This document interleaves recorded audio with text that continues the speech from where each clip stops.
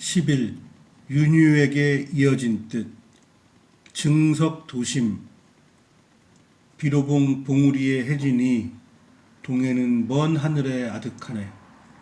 푸른 바위틈에 불을 지펴자고 솜에 이어 푸른 안개 속으로 내려오네. 이 시는 1516년 충암 선생이 가을에 금강산 여행을 갔을 때 도심이라는 스님에게 준 글로 원주용의 조선시대 한시 일기도 실려있는 충암 선생을 대표하는 글로 평가받는 글 중 하나입니다.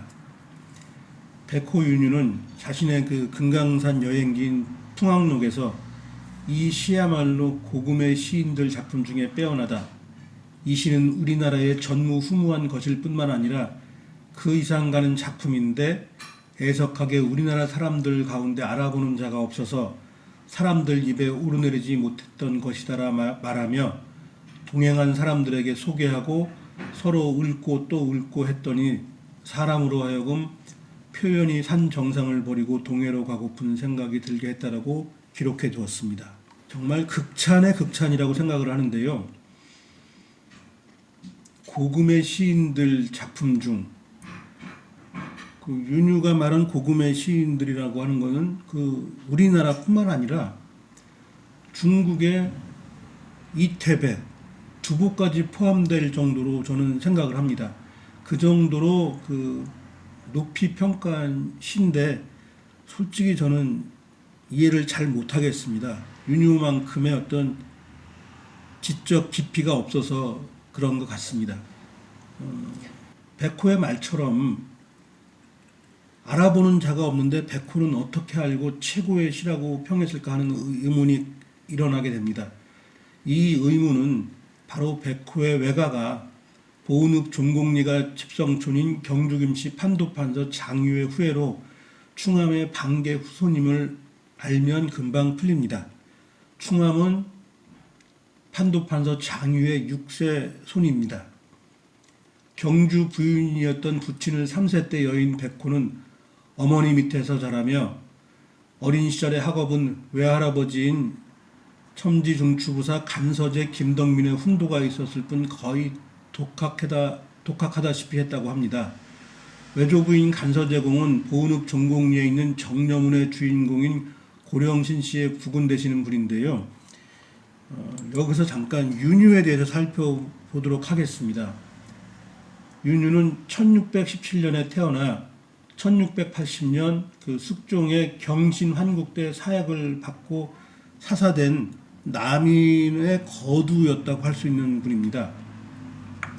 그 송시열과 함께 대표적인 논객이었지만 결국은 서인에 의해서 송시열의 주축이 된 서인에 의해서 그 정치적으로 숙청을 당하게 됐는데요. 그 서인의 후예들인 노론, 소론, 시파, 벽파, 즉 조선시대 후기 내내 윤유를 적큐라고 할 정도로 아주 그 경원시했던 학자였기 때문에 1689년 기사환국으로 복권되고 영의정에 추종되었지만 실질적으로 그 윤유가 복권된 것은 1908년에 의해서 최종 복권되었고요. 그의 문집도 1927년에 대해서 간행되었을 정도로 완전히 그 이단시되었던 사람입니다. 제 기억으로 그 대학 때 조선 유학에 대해서 배울 시간이 있었는데 그때 그 시간을 담당했던 선생이 한 말이 지금도 기억에 남습니다. 남쪽보다는 북쪽에서 윤유는 더 큰 대접을 받고 있는 학자라고 합니다. 그 이유가 북에서는 이제 주체 철학을 강조하다 보니까 우리 역사에서 자주적인 성리학을 주창했던 백호가 그 북쪽 입장에서 봤을 때는 더 이렇게 다가올 수 있는 학자였기 때문이라고 하셨던 말씀이 기억이 납니다. 그 백호가 했다고 하는 말 중에 두 가지가 크게 유명한 말이 있지 않습니까? 송시열에게 주자만 맞고 왜 자기는 틀리냐고 얘기를 하느냐. 또 그 다음에 그 숙종에 의해서 사약을 받으면서 나라에서 학자를 쓰기 싫으면 안 쓰면 그만이지 죽일 이유가 있냐고 항변했다고 하는데요. 그 정도로 그 백호는 굉장히 진취적이고 자기 주체성이 강했던 분이라고 할 수가 있습니다. 그렇기 때문에 백호가 역사 속에서 이 비참함을 맛봤지만 지금도 백호에 대해서는 저는 개인적으로 아직도 백호는 역사의 감옥에서 갇혀 있는 불행한 학자라고 생각을 합니다. 윤유의 외조부인 간서제공을 중심으로 그 판도판서 그 집안의 내력을 한번 살펴보도록 하겠습니다. 간서제공에 붙이는 노성 현감이었던 일구당 가기 선생이십니다.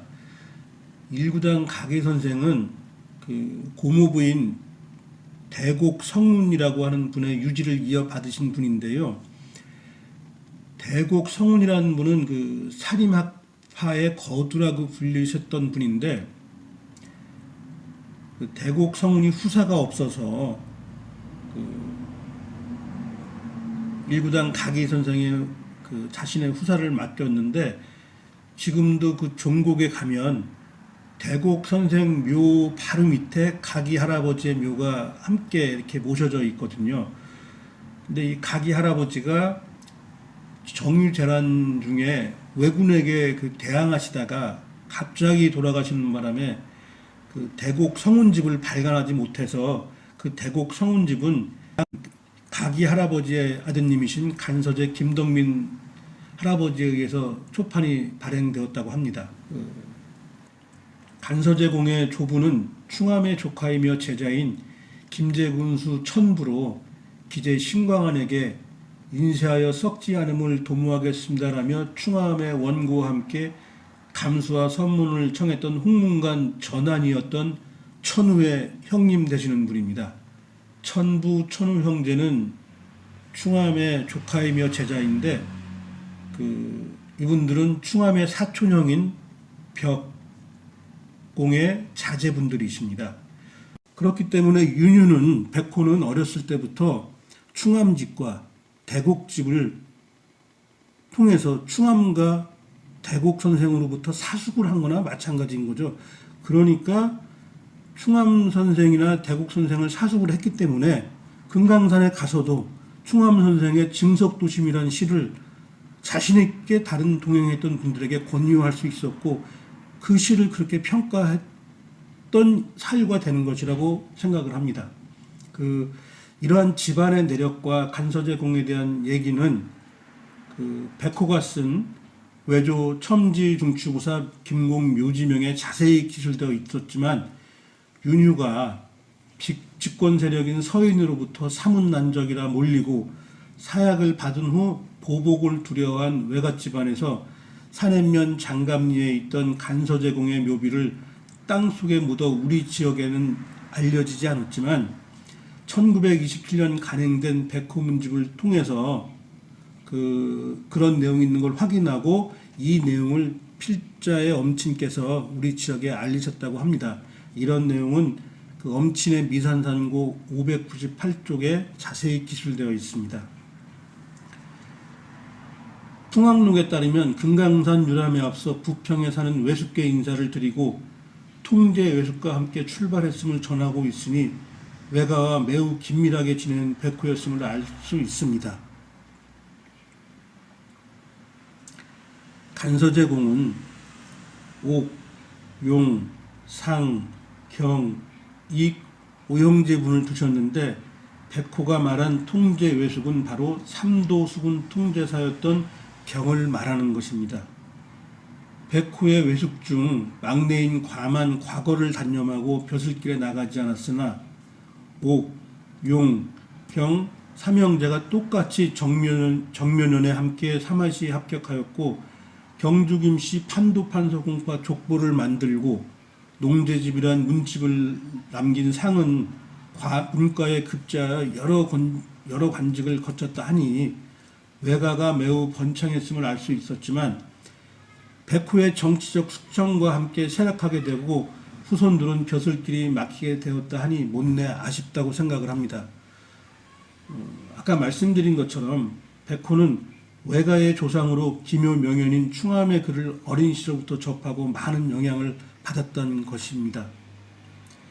제가 이를 인사하여 썩지 않음을 도모하겠습니다라는 천우의 간절함은 그렇게 집안에서 이어지고 있었던 것입니다.